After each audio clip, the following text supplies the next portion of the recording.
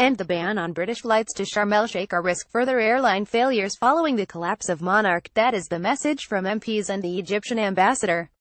Monarch, which failed in the early hours of Monday morning, had been very badly hit by the Foreign Office prohibition on UK airlines flying to Sharm el Sheikh. The ban was brought in 5 days after a crash in October 2015 to 224 people died when their Metrojet charter flight from Sharm el Sheikh to St. Petersburg in Russia crashed in the Sinai Desert. It is thought that a bomb was placed on board at the Egyptian airport. The UK government took the unprecedented step of banning British Airlines from flying from the Red Sea airport until a team of security experts is satisfied with the standards in place. Monarch was heavily committed to Sharm el Sheikh, a destination that provided the airline with healthy year-round business. In his letter to staff telling them of the airline's shutdown, Monarch's chief executive, Andrew Swaffield, said the root cause is the closure, due to terrorism, of Sharm el Sheikh and Tunisia and the decimation of Turkey. There is no warning against travel to Sharm el Sheikh itself, just to the airport.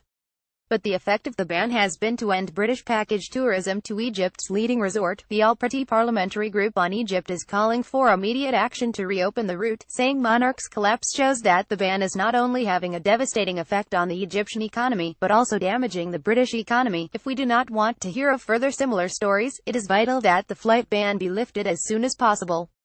Monarch collapse. What should customers do now? The group has been calling for an end to the Sharm el Sheikh travel ban for over a year, since a visit to the airport in July 2016. The Egyptian government and hotel groups have spent over £20 million to ensure that Sharm el Sheikh is now one of the safest airports in the Middle East and meets the demands laid out by the British government in 2015, says the group. Egypt's ambassador to the UK, Nasser Kamel, said the pain which will be felt across Britain following Monarch's collapse is shared by many in Egypt. Scores of hotels have been forced to close down in the resort and thousands of workers have been laid off as a result of the ban. I hope that this tragic development might encourage the British government to consider lifting the flight ban as soon as possible.